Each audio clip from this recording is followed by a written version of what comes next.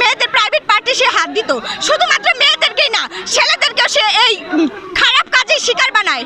ছেলেদের সে হাত নিয়ে তার পুরুষাঙ্গ ধরাইতো এবং খাওয়াইতো। এই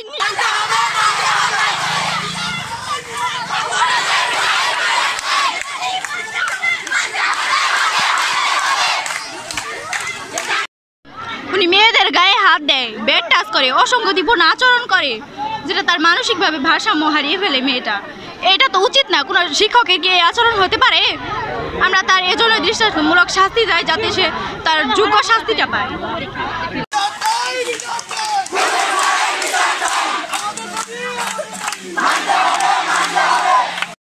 প্রতিবাদ চাই, তাহলে নুরুল স্যার আমাদেরকে অনেক রকম হুমকি দিয়ে থাকে, যেরকম ধরেন যে পরীক্ষার মধ্যে রেজাল্ট কম দেবে, বা ধরেন যে এরকমভাবে অনেক রকমভাবে আমাদের হুমকি দিয়ে থাকে।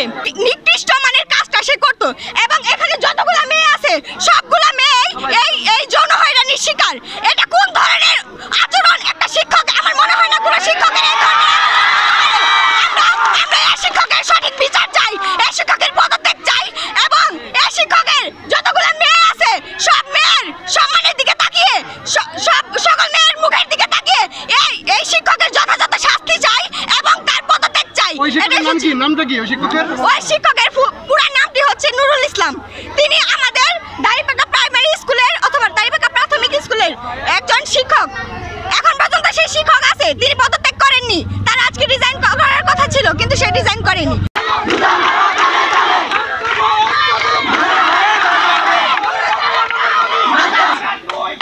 এই বিদ্যালয়ের শিক্ষক নুরুল স্যার, উনি নিপীড়িত মেয়েদেরকে নিপীড়ন করছে, নির্যাতিত করছে। একজন 8 বছরের বাচ্চা, 5 বছরের বাচ্চা, 12 বছরের বাচ্চা পর্যন্ত উনি তাদের শরীরে টাচ করছে, তাদের অমানবিকভাবে তাদের সাথে আচরণ করছে। তার এই আচরণে আমরা বিচার চাই। তারা খারাপ ব্যবহার করছে মেয়েদের সাথে। আমরা মেয়েরা সেই নির্যাতনের শিকার হচ্ছি। আমরা হয়তো এখনো স্কুল থেকে চলে গেছি, কিন্তু আমাদের অনেক ছোট ভাই বোন আছে, তাদের প্রজন্মের কথা ভেবে আমরা এই মিছিল, এই আন্দোলন বের করেছি। আমরা সরকারের কাছে বিচার চাইছি যে ওনার পদত্যাগ আমরা চাই, আমরা সকলে ওর পদত্যাগ চাই। অনেকেই আমাদের সাথে শেয়ার করছে, অনেকের পারিবারিক ভয়ে তারা বলতে পারে নাই, আমাদের কাছে শেয়ার করছে। আমরা তাদের সাথে আছি। তারা বলে অনৈতিক কাজ করে অনেক বছর ধরে। আমাদের নুরুল স্যারের উপরে আসলে বিশেষ করে উঠছে, কথা উঠছে অনৈতিক কাজের। এই বিচার, দৃষ্টান্তমূলক বিচার চাই আমরা তাদের। আমাদের যে নুরুল স্যার একদিন খারাপ অন্যান্য মানুষ, আমাদের বাবা মা কি চিন্তা করে যে একজন শিক্ষা, একজন আমাদের সন্তানকে ভালো একজন স্টুডেন্ট হিসাবে, মানে ভালো একজন সন্তান হিসাবে গড়ে তুলবে। নুরুল স্যার কি করে তাদের আমাদের স্কুলে, প্রাইমারি স্কুলে, এই স্কুলে কি করে, এই স্কুলে মেয়েদেরকে মানে মানসিকভাবে মানে অত্যাচার করে। এই অত্যাচারের ফলে কি হয়, এই যে সন্তানরা আমরা কি শিখবো? একের পর এক এই নির্যাতন হতে চলতেছে। আমরা কি করেছিলাম, কি অন্যায় করেছিলাম? তার উচিত ছিল যে আমাদেরকে ভালোভাবে মানুষ করার। তা উনি কি করলো?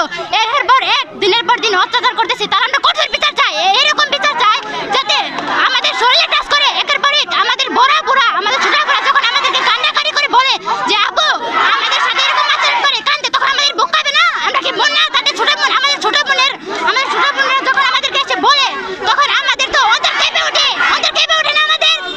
নুরুল ইসলাম স্যারের বিরুদ্ধে যে অভিযোগ রয়েছে, জি, উনি নিয়মিত শিক্ষার্থীদের যৌন হয়রানি করে, এর প্রতিবাদে আজকে এখানে শিক্ষার্থীরা যে বিক্ষোভ করতেছে, এই বিষয়টাকে আসলে আপনি আগে থেকে অবগত কিনা বা না? আমি এটা আসলে জানি না। আমি তো এখানে আসলে আপনারা যে বিষয়টা জানতে চাইলেন, এটা আমি আসলে জানি না।